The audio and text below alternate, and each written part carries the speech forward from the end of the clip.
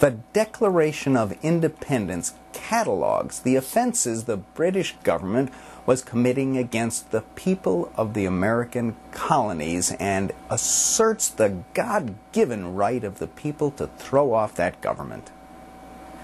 Many of the complaints in the Declaration aren't particularly relevant to our lives today.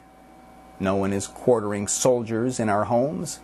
No one is suspending our legislatures. Some of the complaints in the Declaration, however, are surprisingly relevant today, such as the complaint that King George was preventing people from accessing public records. President George has been doing that too. The Declaration of Independence also complains that King George was transporting people beyond seas to be tried for pretended offenses, and transporting large armies of foreign mercenaries to complete the works of death, desolation, and tyranny scarcely paralleled in the most barbarous ages and totally unworthy the head of a civilized nation. Our George does those things too. But the most intriguing part of the entire Declaration of Independence is its first phrase. It begins, "when in the course of human events." That word, when, suggests an interesting question for our times. When does a people decide that things are bad enough that they have to do something about what is going on? The question needn't only be asked about our government.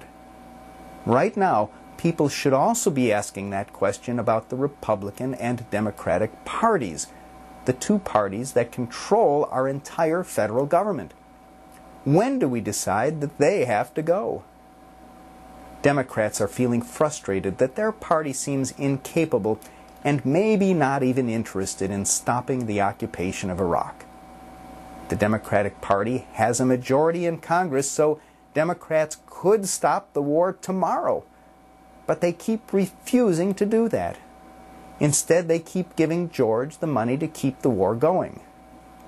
Republicans are feeling frustrated that their party seems unable to stand up to the president, who is the head of their party. Republicans want the war to end. They want the huge budget deficits to end. They want the corruption to end. But the Republican Party won't do what the Republican voters want. So we have two parties, and only two parties, in most of the country, neither of which is doing anything even close to what the people want. The Declaration of Independence recognized that people are reluctant to make big changes in their government. It said, "All experience hath shown that mankind are more disposed to suffer while evils are sufferable than to right themselves by abolishing the forms to which they are accustomed." The question then becomes, have the two parties become so inept and unresponsive and unrepresentative that we just can't take it anymore? In recent years, third parties and independents haven't done very well.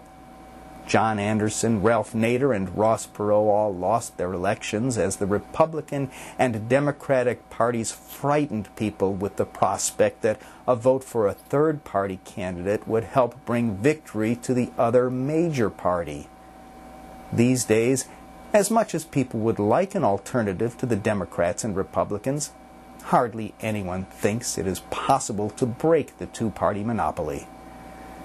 I suspect, though, that in 1776 very few people actually thought it would be possible for the American colonies to gain their independence. Somehow they did, which should give us hope that someday the American people will once again become free from tyranny and will throw off political parties that are no longer operating in the interests of the voters and the country.